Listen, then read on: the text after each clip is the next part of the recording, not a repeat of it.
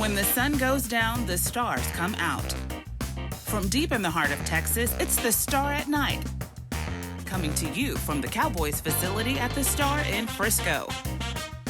With your hosts, Kelsey Charles and David Hellman.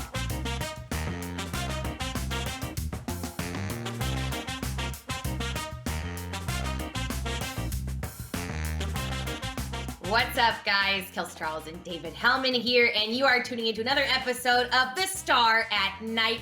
It's been a minute, Dave. I would say I've missed your face, but let's be honest, I've seen you offline. But for those that haven't seen us together, we are glad to be back and talking all things Cowboys football, and now specifically draft with you all. I was going to say, thanks for taking the lead. I doubt anybody missed me. I feel like I've been everywhere for the last, I'm sick of myself. It's been a week and I'm still sick of myself, so I apologize. Well, don't worry, because we're going to continue talking about the same thing you've been talking about for the past couple of weeks. I know you're thrilled. Can't wait.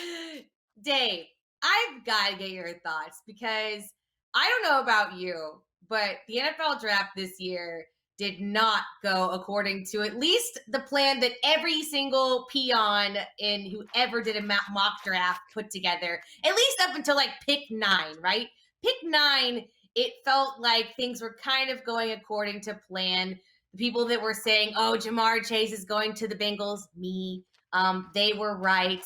But then outside of that, there really weren't any surprises until Denver took the last corner, and everyone in Dallas, at least from a fan perspective, freaked out. So obviously, as you guys saw, trade back to 12 with a division rival, and we've got Micah Parsons. So I'd love to get your thoughts on how the first round went down. Are you thumbs up, thumbs down? Are you kind of let's wait and see? Talk to me. Yeah, I'm just going to hold it here. Is that on camera? There we go. I'm just going to hold it right here for the time being. Which, it's funny because, we spend all year, we spend 4 months saying, you never know what's going to happen. Anything's possible in the draft. You should be able to prepare for any scenario. And, the Cowboys wound up with a cornerback and a linebacker in the first 2 picks, which is, exactly what I thought might happen, and I'm still kind of surprised about the way it all shook out. Let me just say this. Denver Broncos, you idiots. I hate you. If y'all don't negotiate a trade for Aaron Rodgers over the offseason, then I think you're the stupidest bunch of idiots that's ever idioted ever anywhere. To pass on Justin Fields for a cornerback, and I love Patrick Surtain. I wanted Patrick Surtain to be a Cowboy. But guess what? That's because the Cowboys have a quarterback. And y'all don't. Y'all are gonna roll with Teddy Bridgewater and Drew Lock? No, Drew Lock puts on for his city, though. Come on, Dave. Drew Lock is a mediocre quarterback. If he was something more than that, he would have. He is mid. He is mid. And listen, if the Broncos, if they negotiate the trade of the century for Aaron Rodgers this summer, I take it all back because that is smart. But I doubt that's going to happen. And so you took a cornerback over Justin Fields? Idiots. And I'm not just saying, it's dumb. It's objectively dumb. And then you also took the last guy that the Cowboys wanted, which I think they're happy with Micah Parsons, but I think there are other ways they would have preferred that to go. I have to give Dallas credit for having the wherewithal to trade back. They added a 3rd-round pick, so they didn't just panic. They didn't just panic and say, oh, my God, pick Parsons. So they get some credit for that, but it's not how I think they wanted it to go, if they're being honest with themselves. So we'll see. They managed to get Kelvin Joseph. I think that's a win, especially where they got him. So, like I said, it's not surprising with the positions they wound up with, but the way they got there was definitely a bit of a shock. Yeah, I mean, listen, I think Micah Parsons is a freak, and he's one of those guys that you're excited about having a talent like that on the field. So you definitely can't complain from that perspective. I think at that point in time, I definitely was surprised. I think everyone and anyone, again, thought we were going to go corner, and it didn't pan out that way. But for me, I almost would have liked to entertain the idea of Slater at that position. I just feel like Tyron's at a point in his career where I definitely think he's got some juice left, but I think it's so much more difficult to find that franchise left tackle. It's so much more expensive, especially in free agency, than it would be to fill those gaps at linebacker defensively. I know defense, we needed it desperately, but in that circumstance where both those corners were off the board, I would have loved to have a conversation, a serious conversation about Slater. So you know what, though? I am definitely not complaining. I'm excited about having a linebacker like Micah Parsons on the field. I think it definitely creates a bit of an interesting situation. Obviously, you've seen some of the implications already with LVE's fifth year not being picked up and how things are going to shake out there. But yeah, I mean, interesting to say the least. I agree with you, Dave. Definitely got the picks that you wanted positionally, but not in the order that we thought it would happen. I do want to ask you, though, were you surprised that they actually traded with a division rival? Because the Eagles, I mean, I know they had conversations about what position group, what side of the ball it was on, but how much do you actually trust Philadelphia, or at least someone in your division, to not just say, oh yeah, we're going to do this, and then why would they not screw you over? No, see, that part I trust. So like the Cowboys and Eagles had conversations heading into the draft, and the Eagles told the Cowboys, like, we want an offensive player. That's what we're going to get.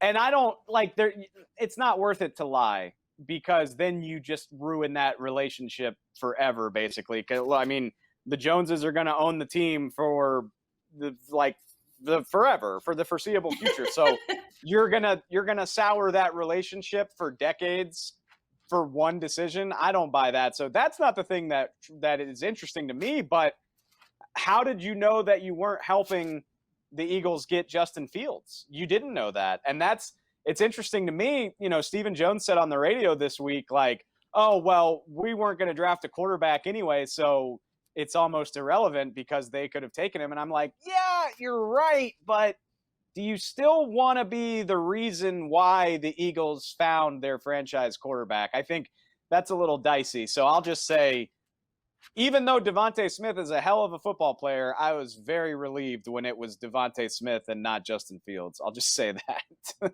Yeah, but then you add another guy a weapon on their team, who are secondary, which, as we knew, our defense isn't great. It's the weakness, and you add a strength to their side of the ball, and it's like we don't have something to counteract that. That part concerned me. Okay, there's nothing you can do about that. If he hadn't gone to Philly at 10, he would have gone to New York at 11 probably. And that was Stephen Jones's point, is like, you're not really in control, and those guys are going to get good players no matter what. I'm just glad it wasn't a quarterback, because as of right now, Devontae Smith with Jalen Hurts throwing him the ball doesn't scare me nearly as much as Devontae Smith with Justin Fields. So more power to you, Philly. All right, so 10 picks started out and turned into 11. Realistically speaking, how many of these guys do you think are making the roster come August, September? I think it's a minimum of 7. This is the 9th draft that I've covered. They have yet to cut a first through 4th round pick as a rookie. They haven't done it in a long time. So that's 7 players right there. And then I like the odds of some of these later round guys. I really love Quentin Bohanna, the big, nasty nose tackle, trash can full of dirt. Nasty. Love that.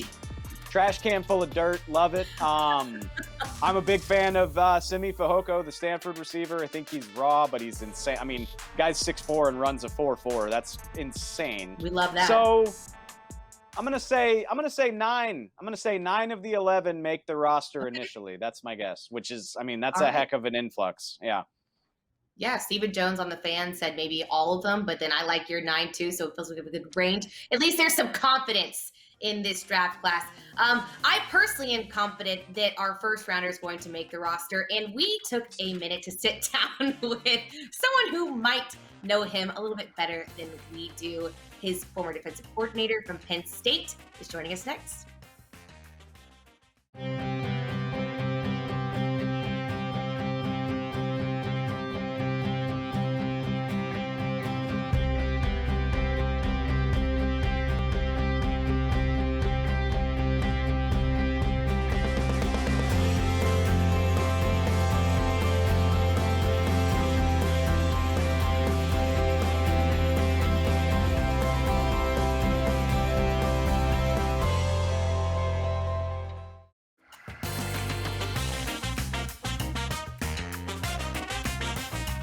Welcome back to the show, y'all. And Kels, we've kind of touched on it a little bit. Cowboys drafted themselves a linebacker over the weekend. And I figure we've heard from Micah Parsons, we've heard from the Cowboys, but who might know Micah Parsons better than the guy that didn't just coach defense at Penn State, but coached linebackers? So without further ado, welcome in Penn State D coordinator and linebackers coach Brent Pry. Coach, thank you so much for joining us. How are you doing? Oh, awesome, man. Anytime I got a chance to talk about Micah, I'm excited. He's one of those guys who just puts a smile on your face. Even when you're mad at him, you can't help but smile. So we love hearing that.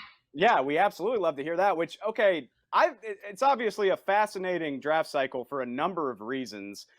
You had Micah for the 2019 season. He was an All-American, an absolute star for that defense that won the Cotton Bowl down here in Dallas a couple seasons ago. How strange has it been? And I know you have a close relationship with him, but obviously he opted out because of COVID-19.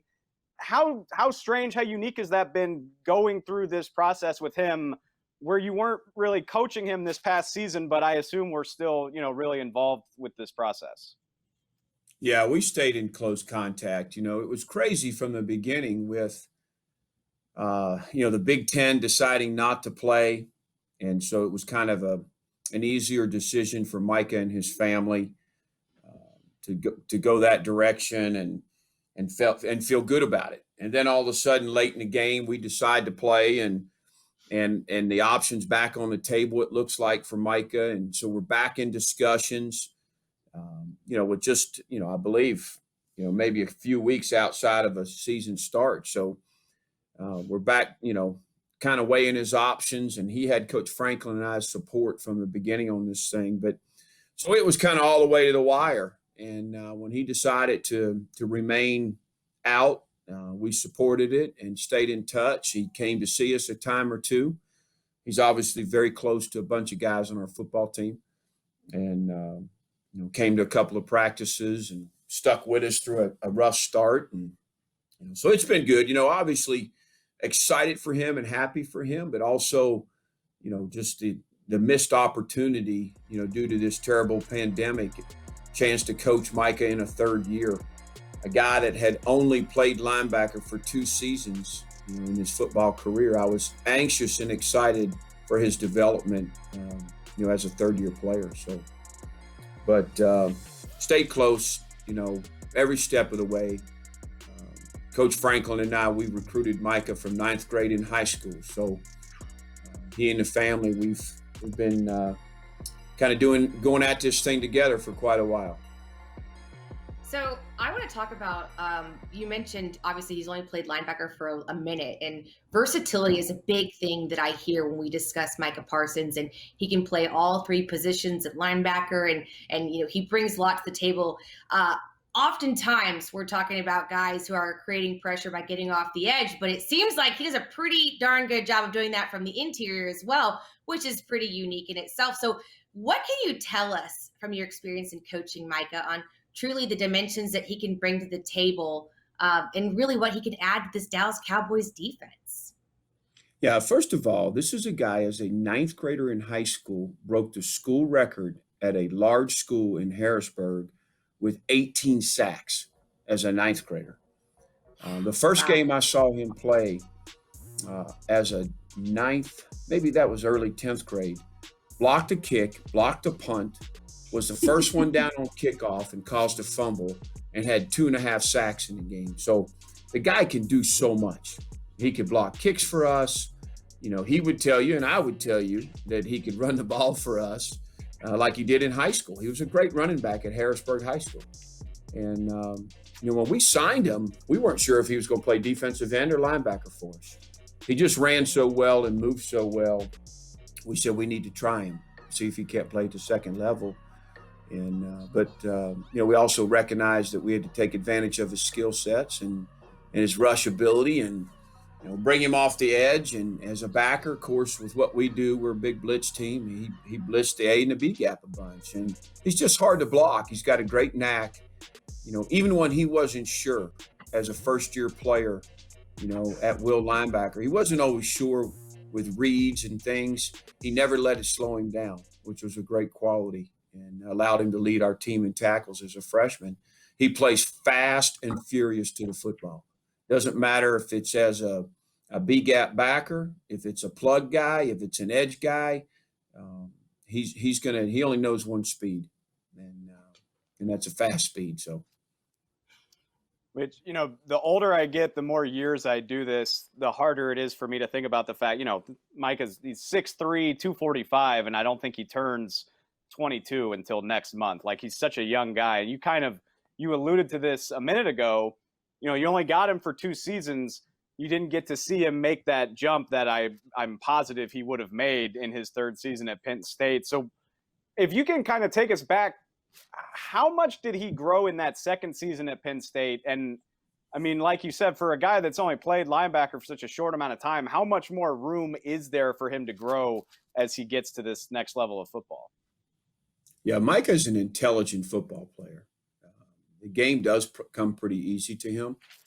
We were going to put more and more responsibility on him and ask more of him. Year 1, it was just trying to get himself lined up and recognize formations. With some assistance from our middle linebacker, he was able to do that. And then year 2, he gets himself lined up and he's trying to echo calls and see things for himself and help make adjustments. And then, year 3, there was going to be opportunity to play him, in a couple different spots to make people, keep people honest on where he was on the field. We did that some in year 2.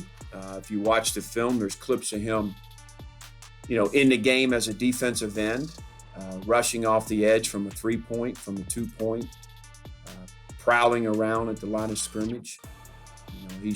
He proved his versatility in year 2 to where we were super excited about year 3 and the package that we had for him.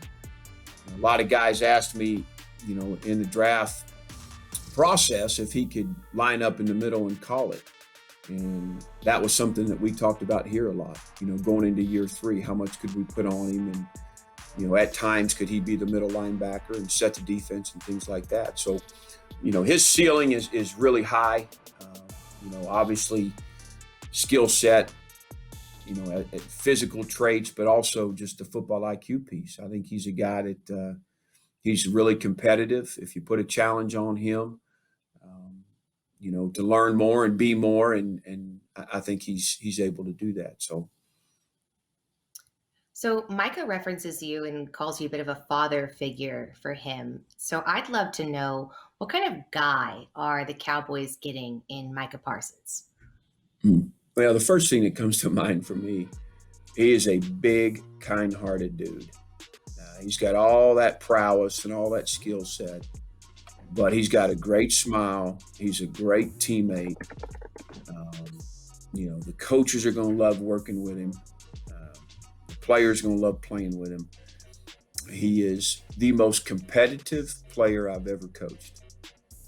My best example is he could be throwing up over the trash can in a morning workout, just a couple of stations and sprints, and his name gets called to compete against Jason Oway or somebody like that, Pat Fryermuth, and in a sled pull or a tire pull, and soon the minute his name's called, he's ready to rock and roll and he wants to win.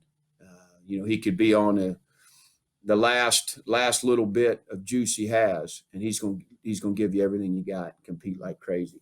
He loves the aspect of competition, what leads up to it, and he loves the competition itself. So he is a talker, and he backs it up.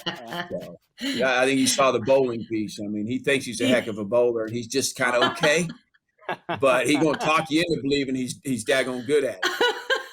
I loved where he said he hates to lose. And I was like, I feel that in my bones, my friend. So I love a guy like that. Give me a guy who hates to lose over someone who likes to win any day. I mean, those are the ones that have the fire in them. Yeah, he's got a lot of self-pride, and he's very driven. He was that way with his academics here. Guy got his degree in short order, taking 18 credits during a season and things like that. Wow.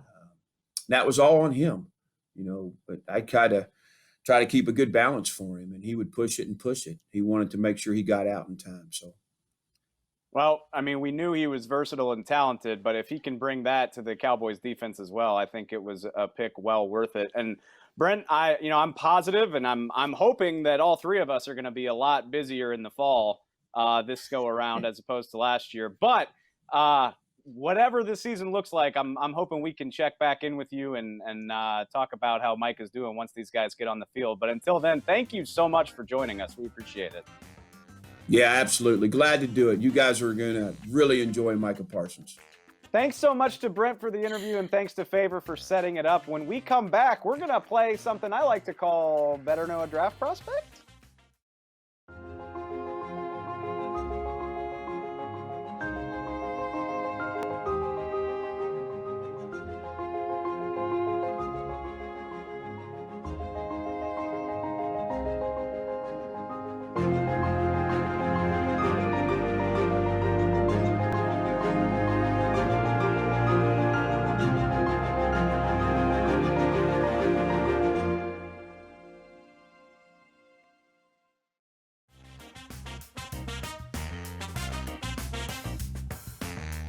All right, Dave. So now we've got all these new guys in the building. It is time to get to know them just a little bit better. And what better way to do that than have our producer try to make us look silly in figuring out which player belongs to which clue. And I'm sure they're like super obscure. So I know I will be probably missing everything, and you might get one or two. I was just thinking, I hope I actually get to meet the rookies this year. I still haven't met the guys from last year, so thanks for that, COVID. Yeah. I hope this year, maybe this year will be a little more normal. But yeah, I mean, some trivia couldn't hurt, so let's do it. All right, so first one up, we're going to guess which player had an appearance in the Netflix, words are hard, series Last Chance U. You got it. Do you know the answer to this? Because I do. Of course you do. No. The answer is C, and it's literally the only thing I knew about Nahshon Wright when he was drafted. That pick came so far out of left field. It was the first thing we talked about. So, yeah. So he's familiar with being on TV, which should only be an asset if he's going to play for the Dallas Cowboys. So that's nice. Yeah, that is Welcome good. aboard, Nahshon. All right. Way to go, go, Dave. That's your first one. Thank you. Which player in high school was ranked as the 77th best dual threat quarterback in the nation? Okay, I don't know this. All right.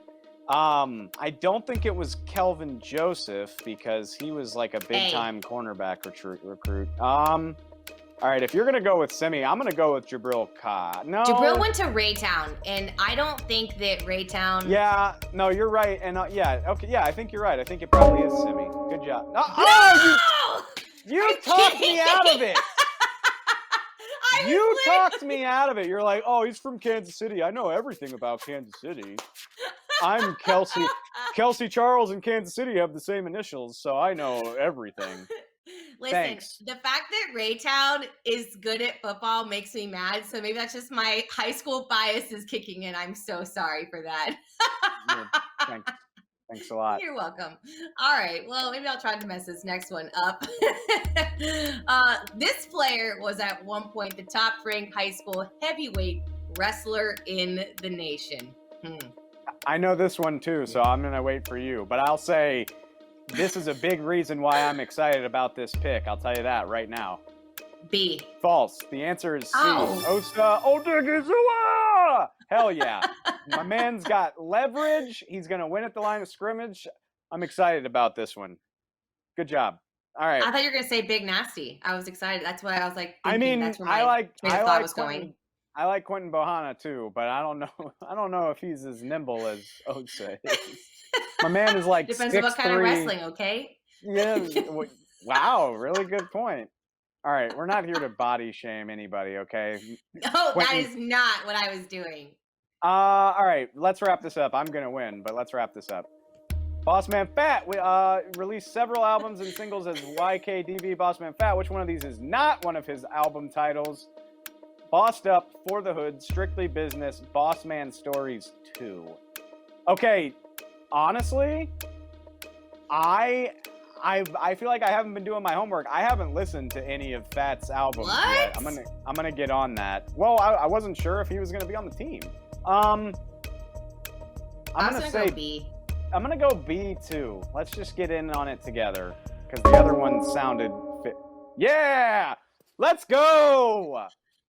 I think that was not what B was. No, B. Oh wait. Oh, it was from. Damn it.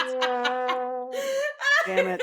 Go ahead and I'll let you celebrate that one. No. If you've learned anything from this, is that you should never be on my team for trivia. So way to go. Yeah, you're not invited to trivia, by the way. Like never. It's actually funny because someone invited me to trivia night tonight, and I'm probably gonna have to decline the offer based off of this performance alone. So yeah, you're gonna ruin whatever friendship that is because they won't want to play with you ever again. So well, hey. We learned a little bit about our prospects this week, and hey, eventually maybe we'll even get to meet them if COVID-19 will give us a break. We'll see how that goes. But it was really good to be back, Kels. It was good to see you. I know. This is great. Good to just do some nonsense and call it Cowboys talk. I really appreciated that. So we will have an NFL schedule to talk about next time we do this show. So that it's all happening, man. It's all coming into We focus. are back. I am purposefully very excited about it. Until then, she's Kelsey. I'm Dave. Thanks for watching The Star at Night.